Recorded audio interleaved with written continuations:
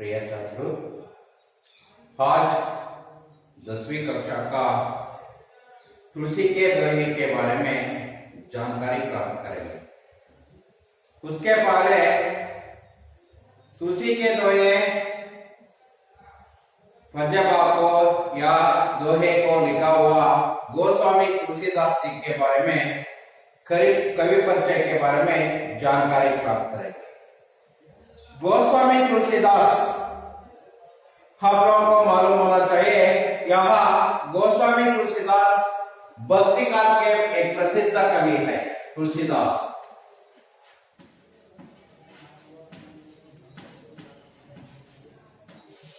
भक्ति काल के एक प्रसिद्ध कवि है। भक्ति काल में दो भाग के रूप में विभाजित किया है, एक सगुण धारा और दूसरा निर्गुण धारा।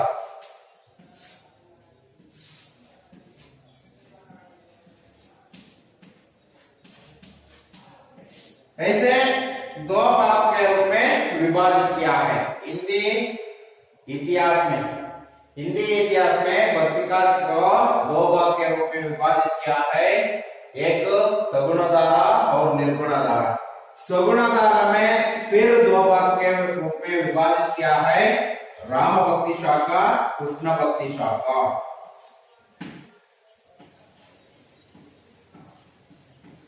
कृष्ण भक्ति शाखा ऐसे विभाजित किया गया है। राम भक्ति शाखा के प्रसिद्ध कवि गोस्वामी तुलसीदास।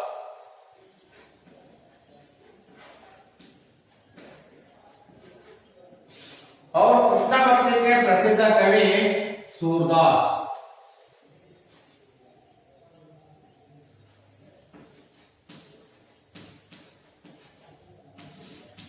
निर्गुण धारा में भी दो भाग के रूप में विभाजित किया है, एक ज्ञान मार्ग और दूसरा प्रेम मार्ग।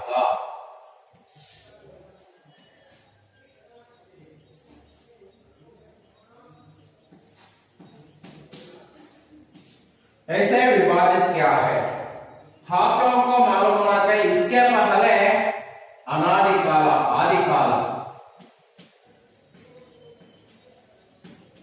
उसके बाद भक्ति काल के बाद रीति काल, रीति काल के बाद आधुनिक काल। ऐसे कालों का विभाजन किया है। हिंदी साहित्य का इतिहास में प्रमुख 4 भाग में विभाजित किया है। छात्रों, आप लोगों को मालूम होना चाहिए, हिंदी साहित्य के इतिहास में, हिंदी साहित्य के इतिहास में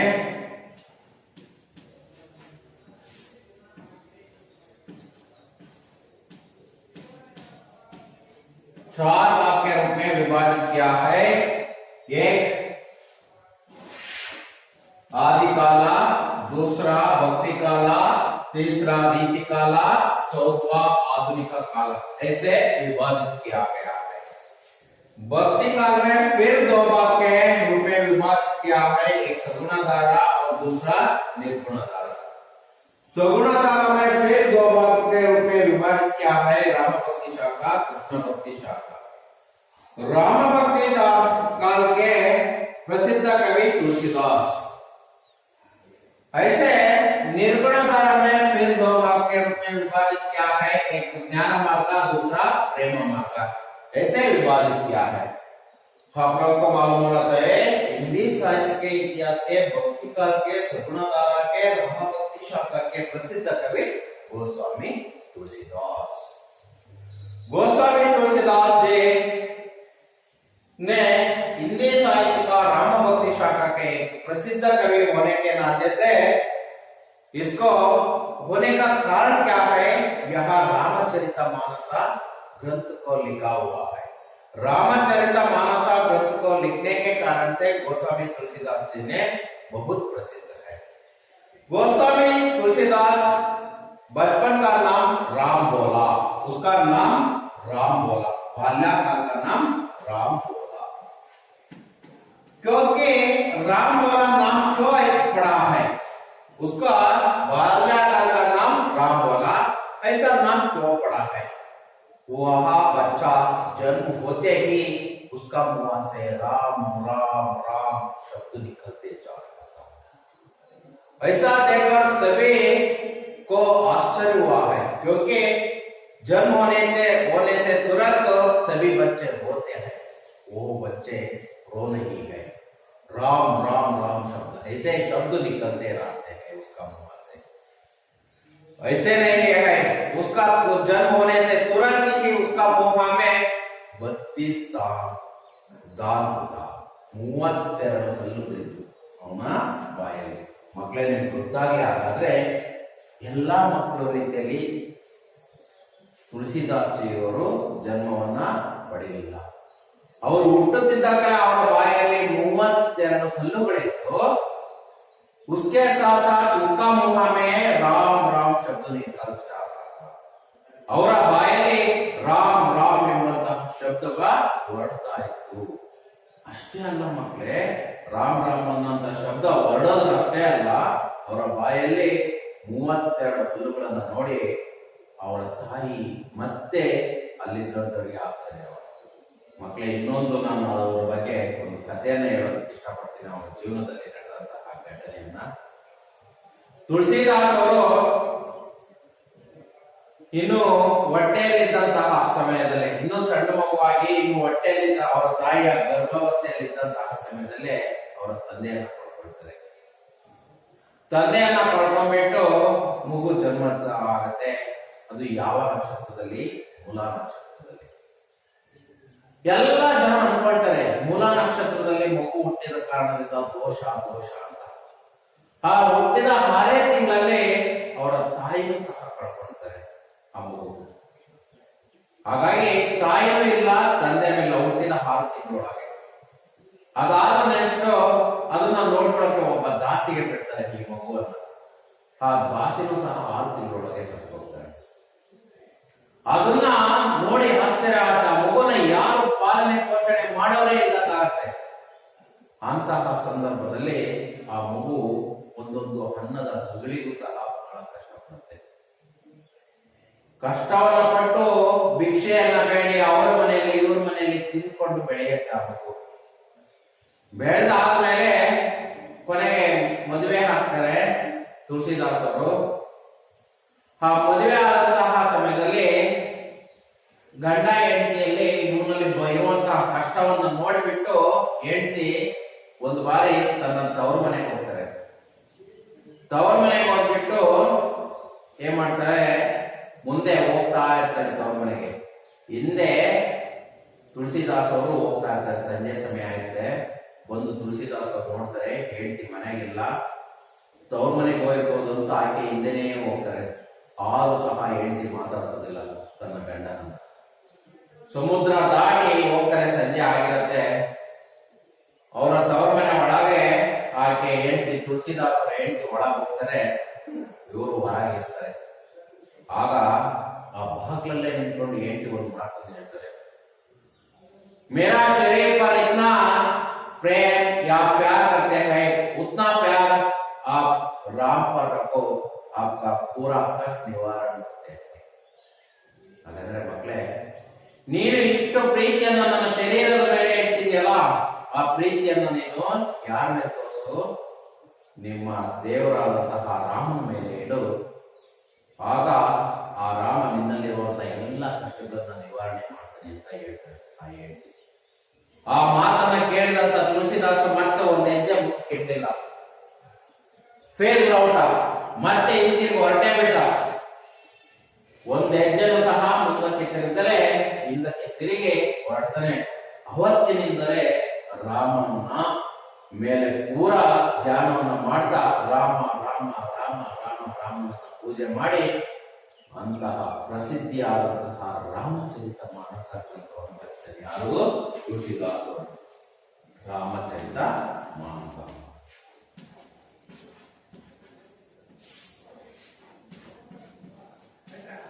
ಈ ರಾಮಚರಿತ ಮಾನಸ ಬಹಳ ಪ್ರಸಿದ್ಧವಾದಂತಹ ಗ್ರಂಥ. ಈ ರಾಮಚರಿತ ಮಾನಸವನ್ನ ತುಳಸಿದಾಸ್ ಅವರು ಬರೀತಾರೆ.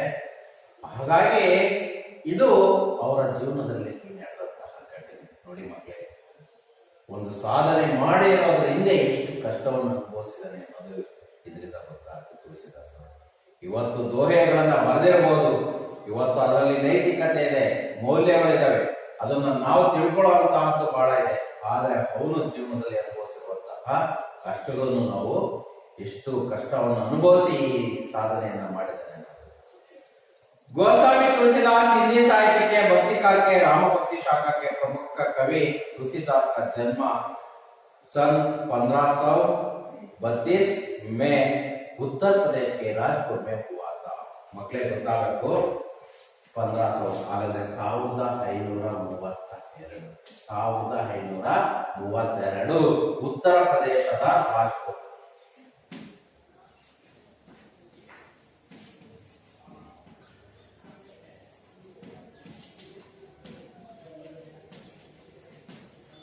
उत्तर प्रदेश के राजपुर में उसका जन्म हुआ था. उत्तर प्रदेश राजपुर ನಲ್ಲಿ उसका जन्म हुआ था. ಅವರ ಜನ್ಮ ಉತ್ತರ ಪ್ರದೇಶದ ರಾಜಪುರ್ ನಲ್ಲಿ 1532 ಆಯಿತು.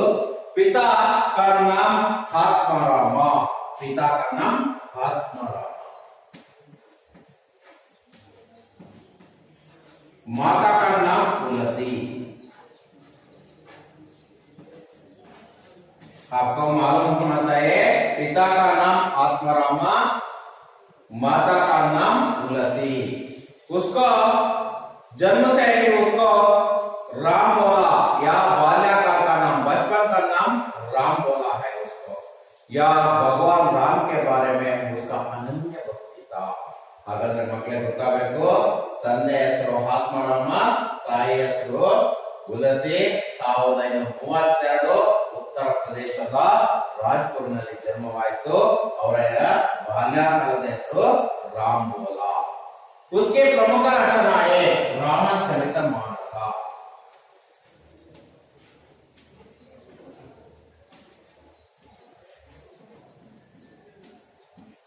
रामचरितमानस, विनय पत्रिका,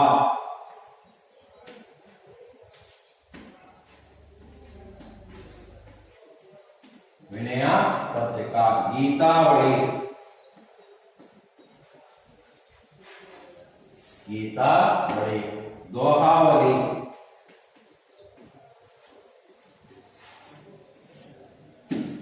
कवितावली,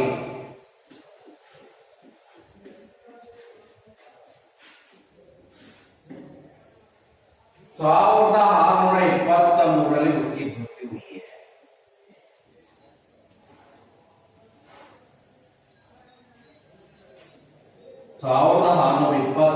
उसका मृत्यु हुई. ಹಾಗಂದ್ರೆ ನೋಡಿ ಮಕ್ಕಳೇ, ಇನ್ನೊಂದು ಬಾರಿ ಅವರ ಕವಿ ಪರಿಚಯವನ್ನು ಹೇಳಲು ಇಷ್ಟಪಡ್ತೀನಿ. हिंदी साहित्य का इतिहास का भक्ति काल के सगुणधारा के राम भक्ति शाखा के प्रसिद्ध कवि तुलसीदास जी. तुलसीदास का जन्म 1532 में उत्तर प्रदेश के राजपुर में उसका जन्म हुआ था.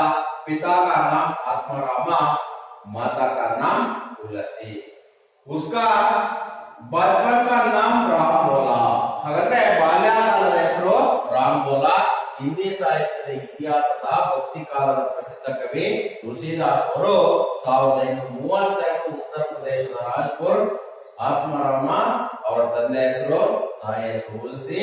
ಅವರ ಬಾಲ್ಯಕಾಲದ ಹೆಸರು ರಾಮ್ ಬೋಲಾ. ಅವರ ಮೃತ್ಯು 1523. ಯಾವ್ಯಾವ ಪ್ರಸಿದ್ಧ ಗ್ರಂಥ ಅಂದ್ರೆ ಪ್ರಮುಖ ರಚನಾಯೇ रामचरितमानस, विनय पत्रिका, गीतावली, दोहावली और कवितावली, ऐसे ग्रंथों को लिखा है. यहाँ गोस्वामी तुलसीदास का कवि परिचय इतना. मಕ್ಕಳೇ ಗೊತ್ತಾಗಲಿ, ಗೋಸ್ವಾಮಿ ತುಳಸಿದಾಸ್ ಅವರ ಕವಿ ಪರಿಚಯ ಇಷ್ಟು. ಇದು ನಿಮಗೆ ಬಹಳ ಮುಖ್ಯವಾಗಿರುವಂತಹ ಪ್ರಶ್ನೆಗೆ, ಪರೀಕ್ಷೆಗೆ ಬರುವಂತಹ ಪ್ರಶ್ನೆಗಳು ಇರ್ತವೆ. ಯಾಕೆಂದ್ರೆ ತುಳಸಿದಾಸ್ ಅವರ ಜನ್ಮದ ಬಗ್ಗೆ ಕೇಳಬಹುದು, उसकी प्रमुख रचनाएं ಬಗ್ಗೆ ಕೇಳಬಹುದು, या हिंदी साहित्य का इतिहास के बारे में या भक्ति काल के बारे में ही हो सकता है. ಈ ತರದ ಪ್ರಶ್ನೆಗಳನ್ನ ಕೇಳಬಹುದು, ಅಥವಾ ಅವರ ತಂದೆ ತಾಯಿ ಬಗ್ಗೆನೂ ಕೇಳಬಹುದು. यहाँ इस कवि परिचय गोस्वामी तुलसीदास का. उसके बाद गोस्वामी तुलसीदास जी लिखा हुआ तुलसी के दोहे के बारे में। दोहे का मतलब पहले दो एक। दोहे यह शब्द दो शब्द से बना हुआ है, दो प्लस एक। दो का मतलब एरडू अथवा दो, नंबर दो, संख्या दो, एक दो, दो एक। 2 साल से भरा हुआ पद्य भाग को दोहे कहते हैं। 2 साल से रहने वाला या 2 साल 2 ಸಾಲುಗಳು ಇರುವಂತಹ ಪದ್ಯಕ್ಕೆ ನಾವೇನಂತ ಕರಿತೀವಿ? ದೋಹೆ ಅಂತ ಕರಿತೀವಿ। ನೀವು ನೋಡಿ, ದೋಹೆಯಲ್ಲಿ 2 ಸಾಲುಗಳಿದ್ದಾವೆ। 2 ಸಾಲುಗಳು ಇರುವಂತಹ ಪದ್ಯ ಭಾಗವನ್ನು ನಾವೇನಂತ ಕರಿತೀವಿ? ದೋಹೆ ಅಂತ ಕರಿತೀವಿ। ಹಾಗಾಗಿ ಇದು तुलसीदास जी लिखा हुआ दोहे, तुलसी के दोहे। उसके बाद तुलसी के दोहे के बारे में थोड़ा जानकारी प्राप्त करेंगे।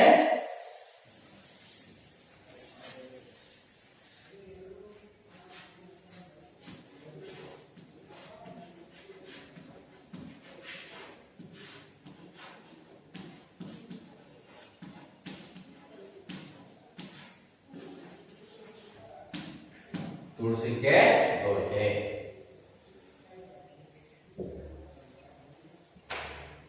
इन दोहों के द्वारा छात्र अच्छे कर्म करने और नैतिकता से जीवन बिताने की सीख प्राप्त कर सकता है।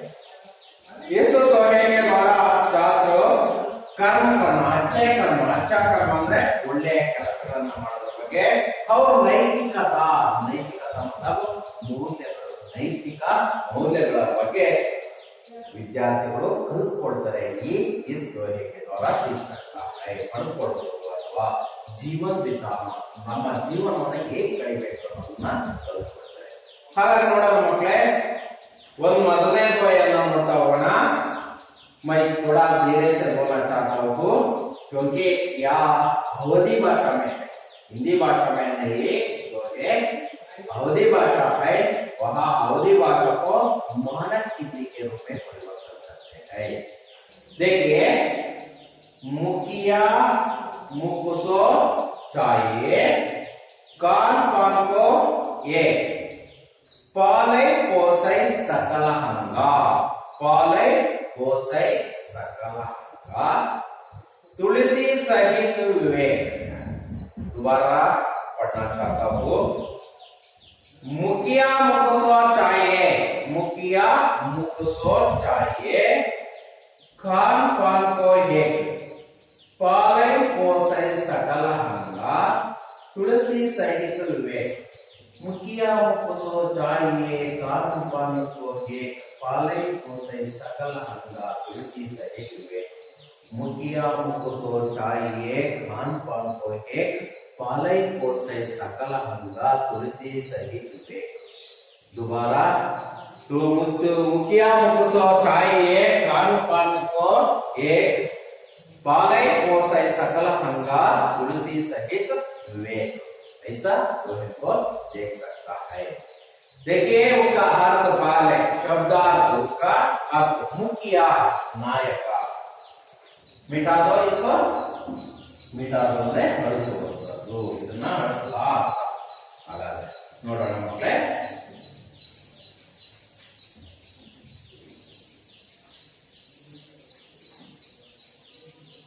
पहले शब्दार्थ मुखिया नेता,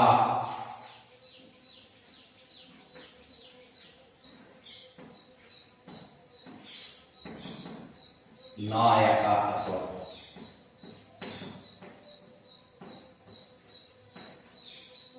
मुखिया मुखिया मुकुसो मुका मुहा,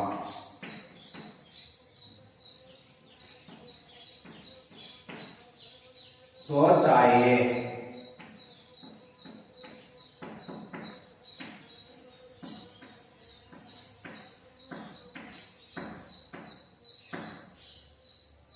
चाहिए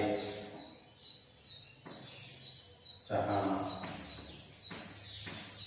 पाले खाना पीना एक है,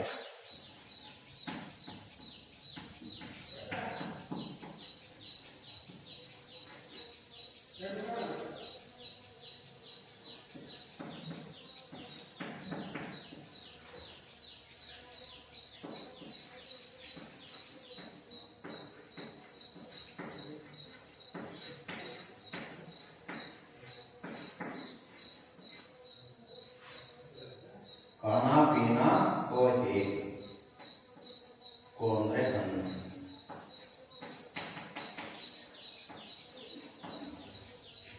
एक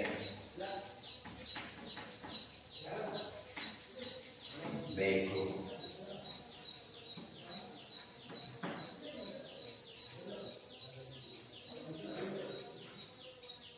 ಪಾಲೈ ಪೋಸೈ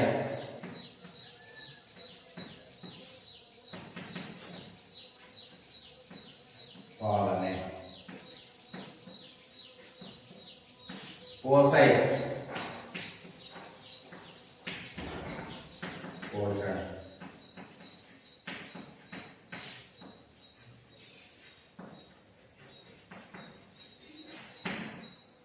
सकल अंग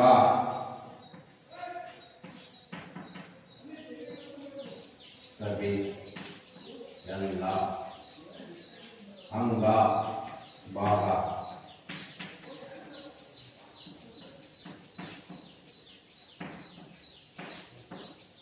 तुलसी सहित विवेक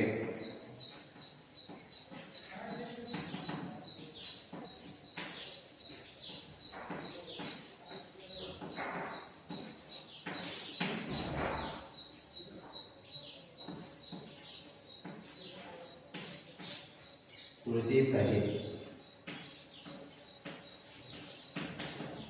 सहित विवेक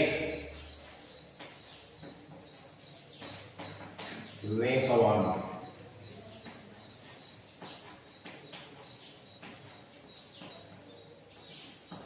विवेकवंत बुद्धिवंत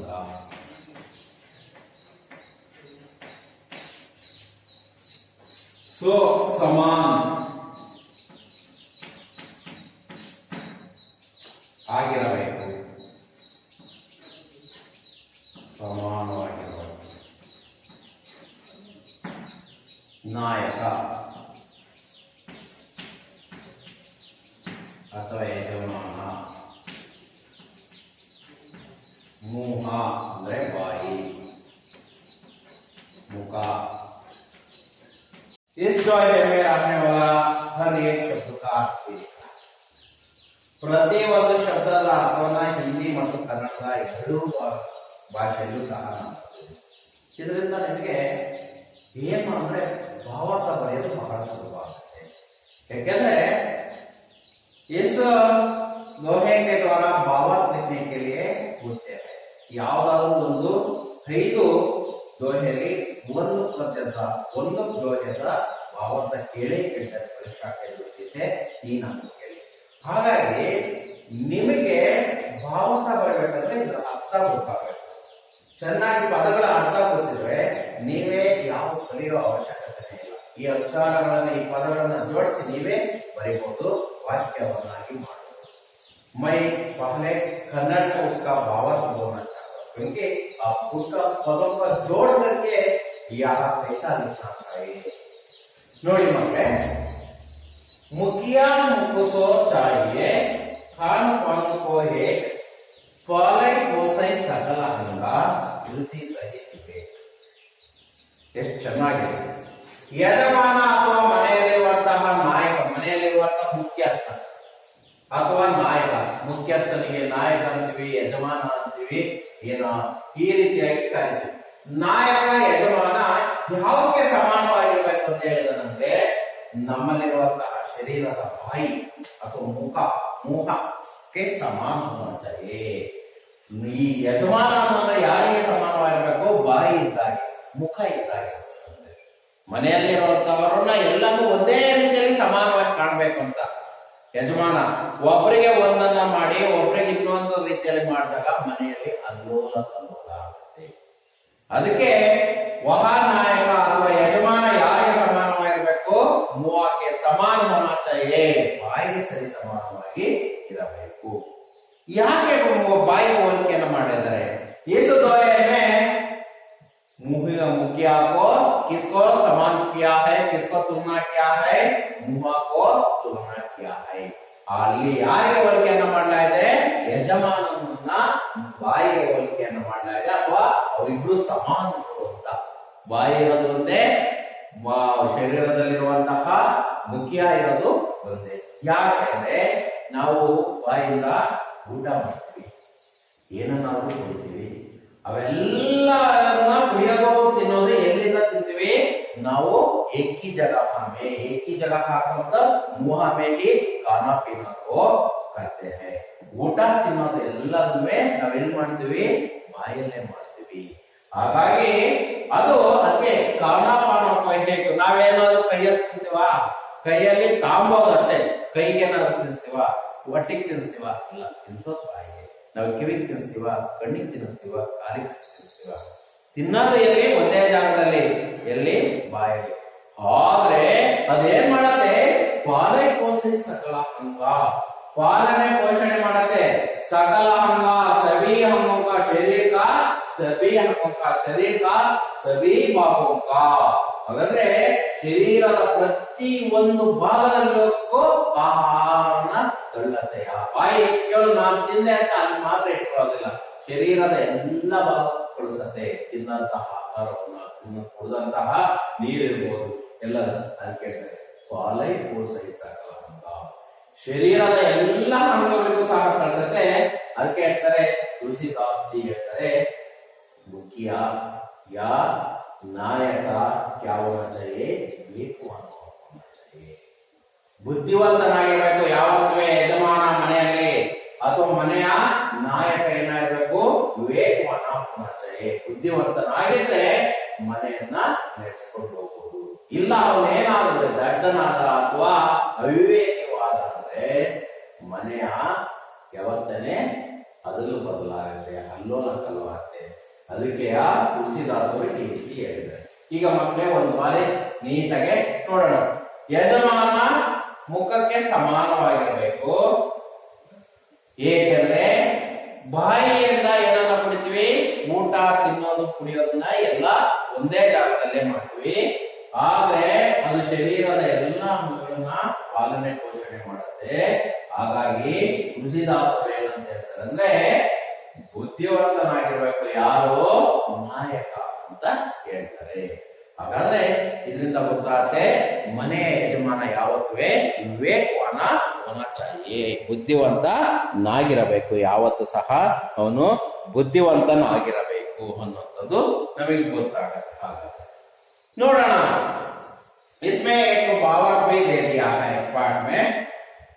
प्रस्तुत दोहे में तुलसीदास मुख अर्थात मुह और मुखिया दोनों के स्वभाव की समानता दर्शाते हुए लिखते हैं कि मुखिया को मुह के समान होना चाहिए. मुह खाने पीने का काम अकेला करता है, लेकिन वह जो खाता पीता है उससे शरीर के सारे अंगों का पालन पोषण करता है. तुलसी की राय में मुखिया को भी ऐसी ही विवेकवाना होना चाहिए कि वह काम अपनी तरह से करे, लेकिन उसका फल सभी में बांटे. ऐसे बात दे दिया है. थोड़ा छोटा सा रूप में बोलना चाहता हूँ. मुहा तुलसीदास जी लिखा हुआ तुलसी के दोहे में कवि कहते हैं.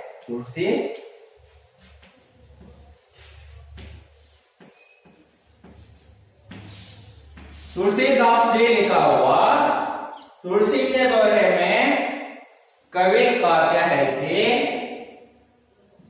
नायक या मुखिया मुआ के समान होना चाहिए. मुखिया मुहा के समान होना चाहिए.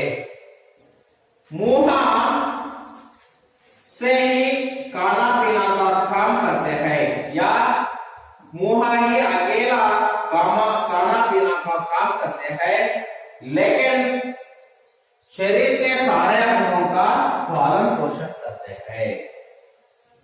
इसलिए तुलसीदास जी ने कहते हैं कि मुखिया हमेशा विवेकवाना चाहिए. मुखिया हमेशा विवेकवाना होना चाहिए. ಯಾವಾಗಲೂ ಅವನು ವಿವೇಕವಂತನಾಗಿರಬೇಕು. इस भावार्थ में यह दे दिया दिया है। प्रस्तुताद्वय में तुलसीदास मुका अर्थात मुहा और मुखिया दोनों के स्वभाव की समानता दर्शाते हुए है। प्रस्तुताद्वय में, इस द्वय में तुलसीदास जी ने मुका और मुहा, मुका और मुहा, मुका अथवा मुहा, बाई अथवा मुहा ना मुखिया दोनों का स्वभाव की समानता, मुखिया का स्वभाव हाಗಾದ್ರೆ ಇವರಿಬ್ಬರು ಸ್ವಭಾವ ಒಂದೇ ಅಂತ ಯಾರಿಬ್ಬರು मुखिया और मुहा का समान स्वभाव, ಸ್ವಭಾವ ಅನ್ನೋದು ಇವರಿಬ್ಬರದು ಏನಾಗುತ್ತೆ ಒಂದೇ ಸಮಾನವಾಗಿರುತ್ತೆ। ಯಾರ್ಯಾರು मुखिया और मुहा को समानता दर्शाते हुए स्वभाव पर समानता, ಈ ಸ್ವಭಾವವನ್ನ ಏನ್ ಮಾಡ್ತಾ ಸಮಾನತೆಯನ್ನ ತೋರಿಸ್ತಾ तुलसीदास ಅವರು ಹೇಳ್ತಾರೆ ಏನಂತ ಅಂದ್ರೆ मुखिया को मुहा के समान होना चाहिए कि ಏನಂದರೆ कि का मतलब क्योंकि,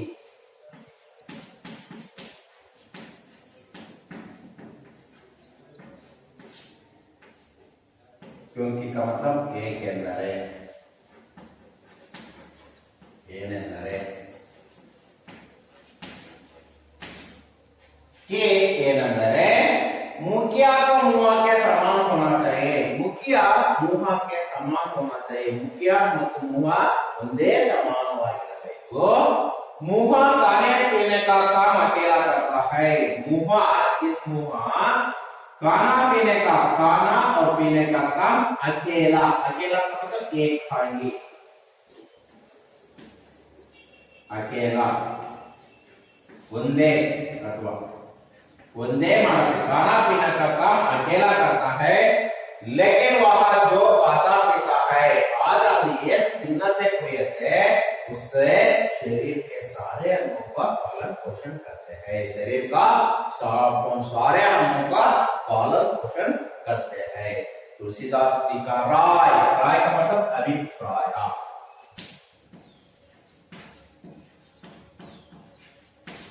और अभिप्राय ಏನಂದ್ರೆ मुखिया विवेकवान होना चाहिए, मुखिया विवेकवान होना चाहिए, वह काम अपनी तरह से करे, ತನ್ನ ಕೆಲಸವನ್ನು ತಾನು ಮಾಡಿ लेकिन उसका फल सभी को बांटे है, ತಾನು ತನ್ನ ಕೆಲಸ ಮಾಡಬೇಕು, ಅದರ ಬಂದಂತಹ ಫಲಿತಾಂಶ ಅಥವಾ ಅದರಿಂದ ಬಂದಂತಹ ಯಾವುದೇ ಇರಬಹುದು ಆದಾಯ ಇರಬಹುದು ಎಲ್ಲವನ್ನೂ ಸभी को बांटे, ಎಲ್ಲರಿಗೂ ಹಂಚಬೇಕು, ಅದರಿಂದ ಬಂದಂತಹ ಫಲಿತಾಂಶವನ್ನ ಎಲ್ಲರಿಗೂ ಹಂಚಬೇಕು, ಆ ರೀತಿ ಯಾರಿರಬೇಕು मुखिया होना चाहिए। मैं संक्षिप्त रूप में इसका भावार्थ लिखना चाहता हूँ।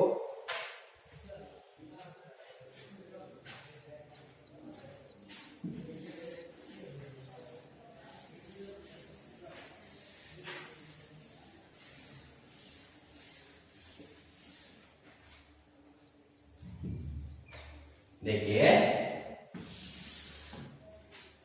तुलसीदास, कवि तुलसीदास जी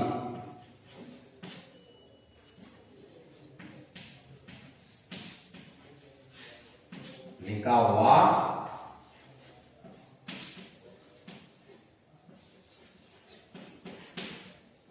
तुलसी के दोहे में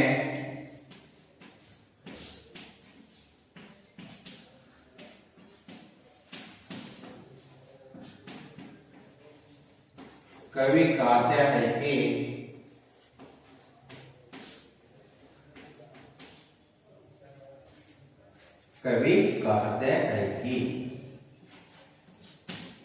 इतना लिखने से आप लोगों को एक अंक आते हैं।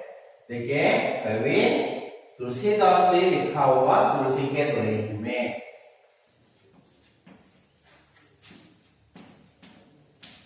कवि कहते हैं कि इतना लिखने से आप लोगों को एक अंक आ गया। मुखिया को मुहा के समान होना चाहिए, मुखिया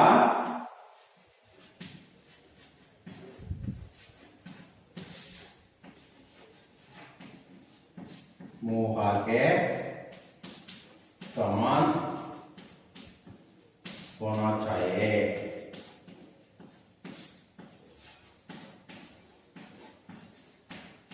ಮುಖಿಯ ಮೋಹಕ್ಕೆ ಸಮಾನ, ನಾಯಕ ಮುಹ ಬಾಯಿಗೆ ಸಮಾನವಾಗಿ ಇರಬೇಕು. ಮುಹ ಖಾನಾ ಪೀನೆ ಕಾ ಕಾಮ್, ಮುಹ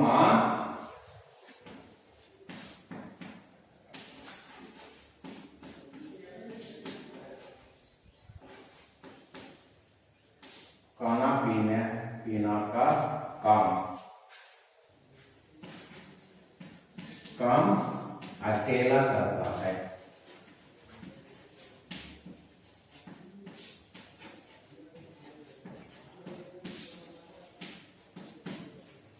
उसका मतलब ಮುಹ ಖಾನಾ ಪೀನಾ ಕುಡಿಯುವಂತಹ ತಿನ್ನುವಂತಹ ಕೆಲಸವನ್ನ ಒಂದೇ ಮಾಡುತ್ತೆ. ಲೇಕಿನ್ वह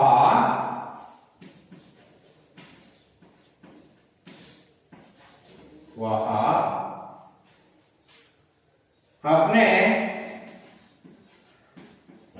शरीर का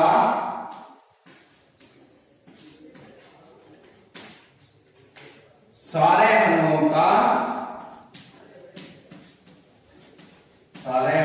को पालन पोषण करते हैं।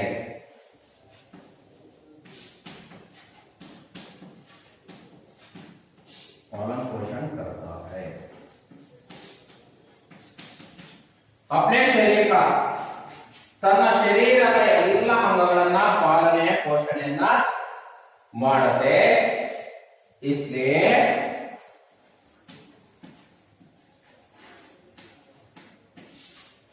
तुलसीदास जी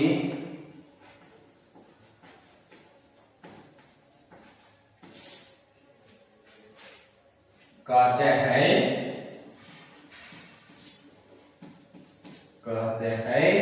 तुलसीदास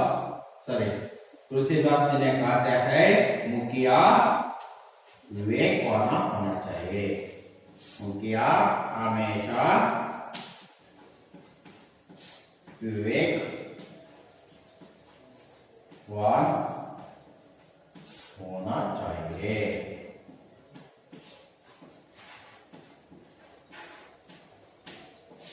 बस ನೋಡಿ, ಇಷ್ಟನ ಮಾಡಿದ್ರೆ ನಿಮಗೆ ಖಂಡಿತವಾಗಿ 3ಕ್ಕೆ 3 ಅಂಕ ಸಿಕ್ಕೇ ಸಿಗುತ್ತೆ. ಇದನ್ನ ಬರಿಬೇಕು ಸುಲಭವಾಗಿ. ನಿಮಗೆ ಪದಗಳ ಅರ್ಥ ಗೊತ್ತಿದ್ರೆ ವಾಕ್ಯವನ್ನ ಸಂರಚನೆಯನ್ನ ಮಾಡಬಹುದು. ಇಷ್ಟನ್ನ ಯಾಕೆಂದ್ರೆ ನಿಮ್ಮ ಪಾಠ್ಯ ಪುಸ್ತಕದಲ್ಲಿ ಇರುವುದಕ್ಕಿಂತಲೂ ಬಹಳ ಸುಲಭವಾಗಿದೆ. कवि तुलसीदास जी लिखा हुआ तुलसी के दोहे में कवि कहते हैं कि मुखिया मोह के समान होना चाहिए। मुख खाना पीने का काम अकेला करता है, लेकिन वह अपने शरीर का सारे अंगों को पालन पोषण करता है। इसलिए तुलसीदास कहते हैं मुखिया हमेशा विवेकवान होना चाहिए। ಯಾವಾಗಲೂ ಬುದ್ಧಿವಂತನಾಗಿರಬೇಕು ಅನ್ನೋದನ್ನ ಹೇಳ್ತಾ ಹೋಗ್ತಾನೆ. ಇದು ಇದರ ಭಾವಾರ್ಥ ಮಕ್ಕಳೇ. ಹಾಗಾದ್ರೆ ಈ ಭಾವಾರ್ಥವನ್ನ ನೀವು ಬರೆಯುವುದಕ್ಕಿಂತ ಮೊದಲು ಈ ವಾಕ್ಯವನ್ನ ಬರೀಲೇಬೇಕು. ಈ ವಾಕ್ಯ ಬರೆದ್ರೆ 1 ಅಂಕ, ಭಾವಾರ್ಥ ಬರೆದ್ರೆ 2 ಅಂಕ. ಅಲ್ಲಿಗೆ 3 ಅಂಕಗಳು ಒಟ್ಟಿಗೆ ಸಿಗುತ್ತವೆ. ಈ ರೀತಿಯಾಗಿ ನೀವು ಪ್ರಾಕ್ಟೀಸ್ ಮಾಡೋದನ್ನ ಕಲಿತಾ ಹೋಗ್ಬೇಕು. ಇದರಿಂದ ಪ್ರಾಕ್ಟೀಸ್ ಮಾಡೋದ್ರಿಂದ ನಿಮಗೆ ಏನು ನಿಮ್ಮಲ್ಲಿ ಕೌಶಲ್ಯಗಳು ಜಾಸ್ತಿ ಆಗ್ತವೆ. ಬರೆಯುವಂತಹ ಕೌಶಲ್ಯನು ಸಹ ಗೊತ್ತಾಗುತ್ತೆ, ಹೆಚ್ಚಾಗ್ತಾ ಹೋಗುತ್ತೆ. ಹಾಗಾಗಿ ಈ ರೀತಿಯ ಭಾವಾರ್ಥಗಳನ್ನ ಬರೆಯೋದ್ರಿಂದ ನಿಮ್ಮಲ್ಲಿ ಜ್ಞಾನ ಶಬ್ದಗಳ ಭಂಡಾರವನ್ನು ಸಹ ಜಾಸ್ತಿ ಆಗ್ತಾ ಹೋಗ್ತಾ ಹೋಗುತ್ತೆ. ಇದು ಮೊದಲನೇ ಪದ್ಯದ ಭಾವಾರ್ಥ. ಇವತ್ತು ಹಾಗಾದ್ರೆ ನಾವು ಏನೇನನ್ನ ತಿಳ್ಕೊಂಡು ಅನ್ನೋದನ್ನ ಇನ್ನೊಂದು ಬಾರಿ ಪುನರಾವರ್ತನೆ ಮಾಡೋಣ ಮಕ್ಕಳೇ. ಹಾಗಾದ್ರೆ ಇವತ್ತಿಗೆ ಸಾಕು. ಒಂದು ಕವಿ ಪರಿಚಯ ತಿಳ್ಕೊಂಡಿದ್ದೀವಿ, ಮತ್ತೆ ಅದರ ಜೊತೆಲಿ ಏನ್ ತಿಳ್ಕೊಂಡಿದ್ದೀವಿ, ಒಂದು 2 ಸಾಲುಗಳಿರುವಂತಹ ದೋಯೆಗಳ ಭಾವಾರ್ಥವನ್ನು ತಿಳ್ಕೊಂಡಿದ್ದೀವಿ. ಹಾಗಾದ್ರೆ ಪುನರಾವರ್ತನೆಯನ್ನು ಮಾಡೋಣ. गोस्वामी तुलसीदास हिंदी साहित्य के इतिहास के भक्ति काल के राम सगुणा बुद्धारा के और राम भक्ति शाखा के प्रसिद्ध कवि गोस्वामी तुलसीदास जी। तुलसीदास जी का जन्म 1532 में उत्तर प्रदेश के राजपुर में उसका जन्म हुआ था। पिता का नाम आत्मारामा, माता का नाम तुलसी। तुलसीदास जन्म से ही उसका मुंह से राम राम राम राम शब्द निकलने से उसका बचपन का नाम राम बोला और वहां का भक्ति बहुत अनन्य था। उसकी प्रमुख रचनाएं तुलसीदास का प्रमुख रचनाएं रामचरितमानस पहला अवधि भाषा में लिखा हुआ है। यहाँ रामचरितमानस को विनय पत्रिका, गीतावली, कवितावली और दोहावली ऐसा रचनाओं को किया है। उसका मृत्यु 1423 में हाಗಾದ್ರೆ 1423 ಅವರ मृत्यु ಅಥವಾ ದೇಹಾಂತ हुआ है। यह उसका कवि परिचय ಅವರ ಬಗ್ಗೆ ಇರುವಂತಹ ಇದು ಕವಿ ಪರಿಚಯ। ಅದಾದ ಮೇಲೆ ಕವಿ ಪರಿಚಯ ಆದ್ಮೇಲೆ ಮಕ್ಕಳೇ ಪದ್ಯ ನೀವು ಪದ್ಯನೂ ಕಲಿಬೇಕು। ಎರಡು ಲೈನ್, ಈ ಎರಡು ಲೈನ್ ಅನ್ನ ಬಹಳ ಸುಲಭವಾಗಿ ಕಲಿಬಹುದು ನೋಡಿ। ಮುಖಿಯ ಮುಖಸೋ ಚಾಯಿಯೇ खान पान को एक पालय पोसै सकल हंग तुलसी सहित विवेक ನೋಡಿ 4 ಸಲ ಹೇಳ್ರಿ ಬಂದ್ಬಿಡತ್ತೆ। ಹಾಗೆ ಮುಖಿಯ ಮುಖಸೋ ಚಾಯಿಯೇ खान पान को एक पालय पोसै सकल हंग तुलसी सहित विवेक ಈ ರೀತಿ ಹೇಳ್ಕೊಳ್ಳೋದ್ರಿಂದ ಒಂದು 4 ಸಲ ಹೇಳ್ರೆ ಬಂದ್ಬಿಡತ್ತೆ। ಬಂದಾದ್ಮೇಲೆ ಏನ್ ಮಾಡ್ಬೇಕು, ನೀವು ನೋಡದೆ ಬರೇ ಪ್ರಾಕ್ಟೀಸ್ ಮಾಡ್ಬೇಕು, ಯಾಕಂದ್ರೆ ತಪ್ಪಾಗಬಾರ್ದು ಸ್ಪೆಲ್ಲಿಂಗ್ ಮಿಸ್ಟೇಕ್। ಹಾಗಾಗಿ ಬರಬೇಕು ಮುಖಿಯ ಮುಖು सो चाहिए कान पान को है कान पान को है पालय पोसै सकल हंग तुलसी सहित विवेक ಈ ರೀತಿ ಪದಗಳನ್ನು ಬಿಡಿಸಿ ಬಿಡಿಸಿ ಬರೆದು ಕಲಿಯೋದಕ್ಕೆ ಪ್ರಾಕ್ಟೀಸ್ ಮಾಡಿ। उसके बाद उसका शब्दार्थ ಇದರಲ್ಲಿ ಶಬ್ದಾರ್ಥವನ್ನು ನೀವು ತಿಳ್ಕೊಬೇಕು। ಪ್ರತಿ ಪದ ತಿಳ್ಕೊಂಡ್ರೆ ನಿಮಗೆ ಭಾವಾರ್ಥ ಬರೆಯೋದಕ್ಕೆ ಬಹಳ ಸುಲಭ ಆಗುತ್ತೆ, ಇಲ್ಲ ಅಂದ್ರೆ ಕಷ್ಟ ಆಗುತ್ತೆ।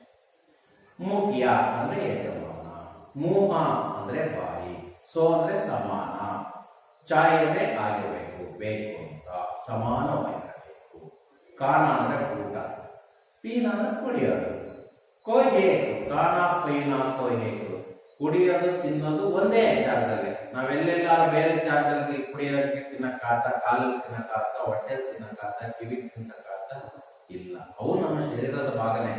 ಆದ್ರೆ ನಾವೇನು ಅವಕ್ಕೆ ನೇರವಾಗಿ ಹೋಗಿ ತಿನ್ಸೋದಿಲ್ಲ, ತಿನ್ನಿಸಿದ ಜಾಗದಿಂದ ಅವೆಲ್ಲ ಶರೀರದ ಎಲ್ಲಾ ಭಾಗಗಳಿಗೆ ಹೋಗುತ್ತೆ। ಅದಾದ್ಮೇಲೆ ಹೇಳ್ತಾರೆ ಪಾಲೈ ಪೋಸೈ ಸಕಲ ಹಂಗ ಪಾಲನೆಯನ್ನ ಮಾಡುತ್ತೆ, ಸಾಕತ್ತೆ, ಪಾಲನೆ ಅಂದ್ರೆ ಸಾಕತ್ತೆ, ಪೋಷಣೆ ಮಾಡುತ್ತೆ, ರಕ್ಷಣೆ ಮಾಡಿಟ್ಕೊಳ್ಳುತ್ತೆ ತನ್ನ ಅನುಭವಗಳು ಎಲ್ಲವನ್ನೂ। ಆ ಬಾಯಿ ಅನ್ನೋದು ಸಕಲ ಅಂಗ ಎಲ್ಲ ಅಂಗಗಳನ್ನ, ಶರೀರದ ಎಲ್ಲಾ ಅಂಗಗಳನ್ನ ಪಾಲನೆಯನ್ನ ಪೋಷಣೆ ಮಾಡುತ್ತೆ। ತುಳಸಿ ಸಹಿತ ಬೇಕು, ತುಳಸಿದಾಸರು ಹೇಳ್ತಾರೆ ಅದಕ್ಕೆ ಬುದ್ಧಿವಂತನಾಗಿರಬೇಕು ಯಾವತ್ತೇ, ಯಾರು ಮುಖ್ಯ ಅನ್ನುವಂಥದ್ದು। ಆಗ ಈ ಪದಗಳ ಅರ್ಥ ಗೊತ್ತಾಯ್ತಿಲ್ಲ। ತುಳಸಿದಾಸ್ ಅವರು, ತುಳಸಿ ಅಂದ್ರೆ ತುಳಸಿದಾಸ್ ಕವಿ ಏನಂತ ಹೇಳ್ತಾರೆ, ಸಹಿತ ವಿವೇಕ, ವಿವೇಕವಾದ ಸಹಿತನಾಗಿರಬೇಕು, ವಿವೇಕವಂತನಾಗಿರಬೇಕು ಅನ್ನೋದನ್ನ ತುಳಸಿದಾಸ್ ಅವರು ಹೇಳ್ತಾರೆ।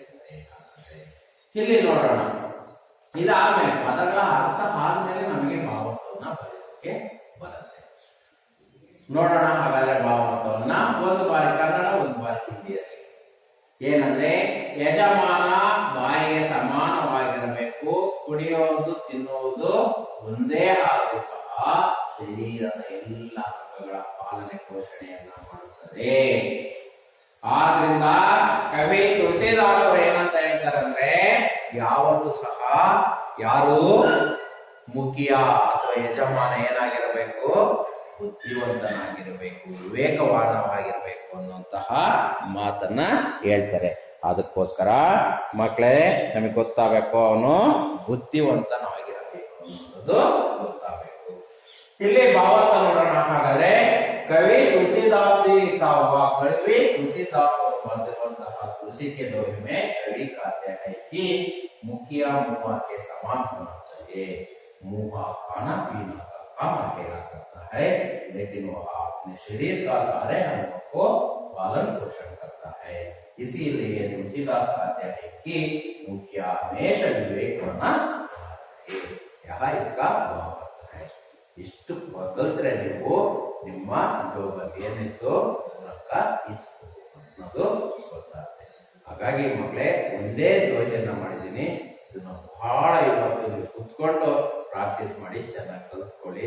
ನಿಮ್ಗೆ ಏನಾದ್ರು ಅರ್ಥ ಆಗಲಿಲ್ಲ ಅಂದ್ರೆ ನಮ್ಮನ್ನ ಕೇಳಿ ಅಂತ ಹೇಳ್ತಾ ನನ್ನ ಪಾಠವನ್ನ